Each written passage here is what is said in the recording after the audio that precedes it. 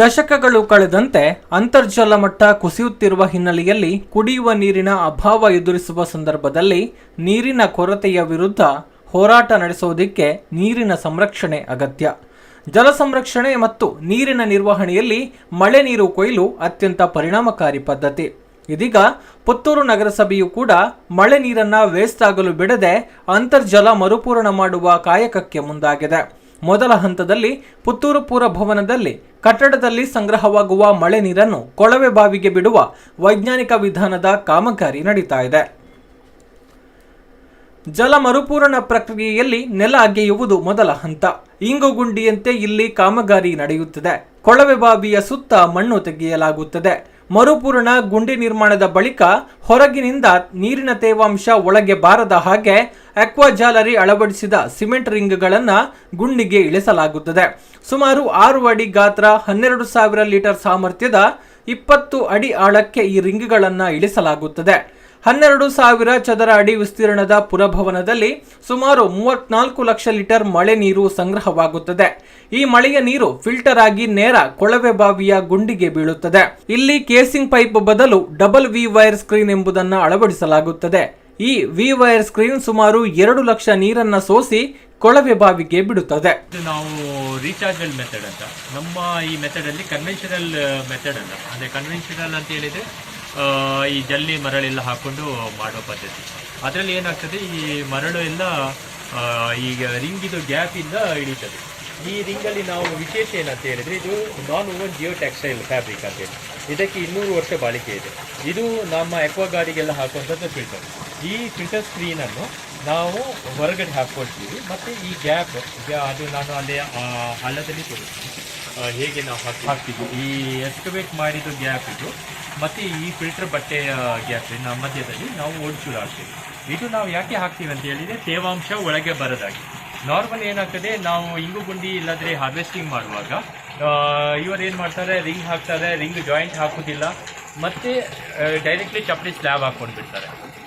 ಆಗೇನಾಗ್ತದೆ, ತೇವಾಂಶ ಜಾಸ್ತಿ ಆಗಿಬಿಟ್ಟು ಅಲ್ಲಿ ಪಾಚಿಗಳು ಬಂದುಬಿಡುತ್ತೆ. ಪಾಚಿ ಬಂದರೆ ತೇವಾಂಶ ಜಾಸ್ತಿ ಆದ ತಕ್ಷಣ ಕಾಕ್ರೋಚಸ್ ಎಲ್ಲ ಬಂದುಬಿಡುತ್ತೆ. ಅದು ಬಂದರೆ ಕಂಪ್ಲೀಟ್ ನೀರು ಸೆಪ್ಟಿಕ್ ಮಾಡಿಬಿಡುತ್ತೆ. ಸೊ ನಮ್ಮ ಈ ಪದ್ಧತಿಯಲ್ಲಿ ದಿಸ್ ಕಂಪ್ಲೀಟ್ ಇದನ್ನು ನಾವು ಇಂಜೆಕ್ಷನ್ ಥರ ಆ್ಯಕ್ಟ್ ಮಾಡ್ತೀವಿ. ಇಂಜೆಕ್ಷನ್ ಸಿಲಿಂಜ್ ಹೇಗಿರುತ್ತೆ, ಇದು ಸಾಧಾರಣ 12,000 ಲೀಟರ್, ಅಂದರೆ 6 ಅಡಿ ಗಾತ್ರದಲ್ಲಿದೆ. ಇದು 20 ಅಡಿ ನಾವು ಆಳದಲ್ಲಿ ಹಾಕ್ತೀವಿ. ಇದು ನಮ್ಮ ಸ್ಲ್ಯಾಬ್ ಸಾಧಾರಣ 12,500 ಸ್ಕ್ವೇರ್ ಫೀಟ್ ಇದೆ, ನಮ್ಮ ಪುರಭವನದ ಸ್ಲ್ಯಾಬ್ ಏರಿಯಾ. ಸೊ ಇಲ್ಲಿ ನಮಗೆ ಸಾಧಾರಣ 38.5 ಲಕ್ಷ ಲೀಟರ್ ನಮಗೆ ಒಂದು ಮಾನ್ಸೂನಲ್ಲಿ, ಒಂದು ಮಳೆಗಾಲದಲ್ಲಿ ಶೇಖರಣೆ ಆಗ್ತದೆ. ನಮ್ಮ ಈ ಡಿಸೈನಲ್ಲಿ ನಾವು ಸ್ಲ್ಯಾಬಿಂದ ಬರುವ ನೀರನ್ನು ಡ್ಯುಯಲ್ ಇಂಟೆನ್ಸಿಟಿ ಫಿಲ್ಟರಲ್ಲಿ ಫಿಲ್ಟರ್ ಮಾಡ್ತೀವಿ. ಅಲ್ಲಿಂದ ಡೈರೆಕ್ಟ್ಲಿ ಸಮ್ ಟ್ಯಾಂಕಿಂಗ್ ಹಾಕ್ಬೋದು. ಸಮ್ ಟ್ಯಾಂಕಿಂದ ಡೈರೆಕ್ಟ್ಲಿ ನಾವು ಈ ಕೊಳವೆಗೆ ಬಿಡ್ತೀವಿ. ಈ ಕೊಳವೆಯಿಂದ ನಾವು ಕೇಸಿಂಗ್ ಪೈಪ್ ಮಧ್ಯದಲ್ಲಿ ರಂಧ್ರ ಹೊಡೆಯುವುದಿಲ್ಲ. ಆ ರಂಧ್ರದ ಬದಲು ನಾವು V wire screen, double V wire screen ಅಂತ ಹಾಕ್ತೀವಿ. ಈಗ ಇದರಲ್ಲಿ ನಾವು ಹೇಗೆ ಅಂತ ಹೇಳಿದ್ರೆ, ಈ ಕೇಸಿಂಗ್ ಪೈಪ್ ಇರ್ತದೆ. ಈಗ ನೋಡ್ಬೋದು 2 ಸೆಟ್ ನಾವು ಕ್ರೈನಲ್ಲಿ ಇಳಿಸಿದ್ದೇವೆ ಆಲ್ಮೋಸ್ಟ್. ಈಗ ಅವರು ಅದನ್ನು ಸೆಟ್ಟಿಂಗ್ ಮಾಡಿಕೊಂಡು ಎಲ್ಲ ಬರ್ತಾರೆ. ಆ ಸೈಡ್ ಗ್ಯಾಪಿಗೆ ನಾವು ಓಡಿ ಚೂರನ್ನು ಹಾಕೊಂಡು ಬಿಡ್ತೀವಿ. ಈಗ ಅದನ್ನು ಅಲೈನ್ಮೆಂಟ್ ಮಾಡ್ತಾ ಇದ್ದೇವೆ. ಈ ಕೇಸಿಂಗ್ ಪೈಪಿಗೆ ನಾವು ಏನು ಮಾಡ್ತೀವಿ, ಕೇಸಿಂಗ್ ಪೈಪಿಗೆ ವಿ ವೈರ್ ಸ್ಕ್ರೀನ್ ಅನ್ನು ಫಿಟ್ ಮಾಡ್ತೀವಿ. ಆ ವಿ ವೈರ್ ಸ್ಕ್ರೀನ್ ಇದು ಕೆಪಾಸಿಟಿ ಏನಂತ ಹೇಳಿದ್ರೆ 2 ಲಕ್ಷ ಲೀಟರ್ ನೀರನ್ನು ಫಿಲ್ಟರ್ ಮಾಡಿ ಒಳಗೆ ಬಿಡ್ತದೆ. ನಾವು 2 ಫಿಲ್ಟರ್ ಯಾಕೆ ಹಾಕ್ತೀವಿ ಅಂತ ಹೇಳಿದ್ರೆ, ಡ್ಯುಯಲ್ ಇಂಟೆನ್ಸಿಟಿ ಫಿಲ್ಟರಲ್ಲಿ ಒಂದು ಸ್ಕ್ರೀನ್ ಇರ್ತದೆ. ಮೇಜರ್ಲಿ ಏನಾಗ್ತದೆ, ಅದರಲ್ಲಿ ಕಸ ಏನಾದರೂ ಬಂದರೆ ಇಮಿಡಿಯೇಟ್ಲಿ ಕೆಳಗಡೆಯಿಂದ ಒಂದು ಕ್ಲೀನ್ಔಟ್ ಪೈಪ್ ಇರುತ್ತೆ. ಆ ಕ್ಲೀನ್ಔಟ್ ಪೈಪಿಂದ ನೀರು ಬರಲಿಕ್ಕೆ ಶುರುವಾಗುತ್ತೆ. ಸೊ ಈ ಮೇಂಟೆನೆನ್ಸ್ ಅವ್ರು ಏನು ಮಾಡ್ತಾರೆ, ಒಳಗಿದ್ದು ಸ್ಕ್ರೀನನ್ನು ತೆಗೆದುಬಿಡ್ತಾರೆ. ಸೊ ಆಗೇನಾಗ್ತದೆ, ಕಸ ಎಲ್ಲ ಇದರೊಳಗೆ ಬಂದುಬಿಡುತ್ತೆ. ಇದರೊಳಗೆ ಬಂದರೆ ಇನ್ನೊಂದು ಸ್ಕ್ರೀನ್ ಇರ್ತದೆ ನಮ್ಮದು ವಿ ವೈರ್ ಸ್ಕ್ರೀನ್, ಅದರಲ್ಲಿ ರಿಟೈನ್ ಆಗಿಬಿಡುತ್ತೆ.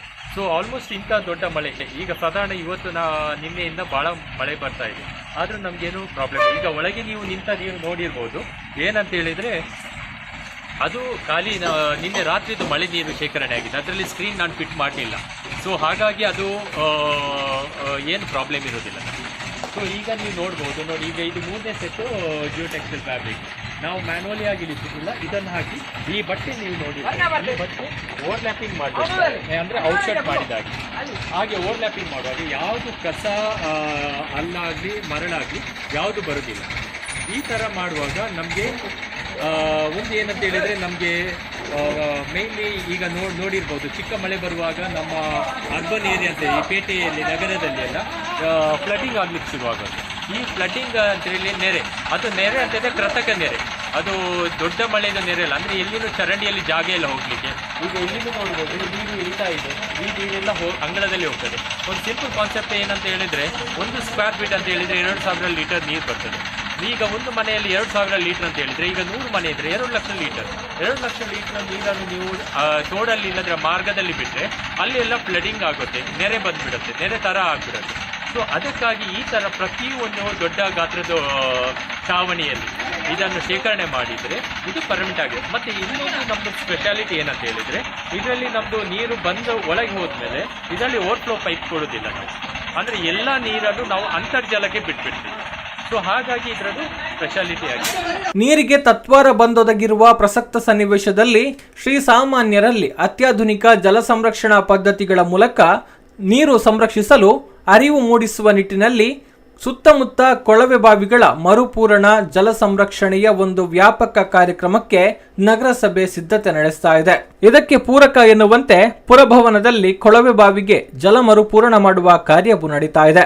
ಮುಂದಿನ ದಿನಗಳಲ್ಲಿ ನಗರಸಭೆ ವ್ಯಾಪ್ತಿಯ ಎಲ್ಲ ಕಟ್ಟಡಗಳು ತಮ್ಮ ಕಟ್ಟಡದಲ್ಲಿ ಸಂಗ್ರಹವಾಗುವ ಮಳೆ ನೀರನ್ನ ಪೂರ್ಣ ರೀತಿಯಲ್ಲಿ ಬಳಸುವ ವಿಧಾನ ಕೈಗೊಳ್ಳುವ ಕುರಿತು ಜನರಲ್ಲಿ ಜಾಗೃತಿ ಮೂಡಿಸುವ ಕಾರ್ಯವು ನಡೆಯಲಿದೆ.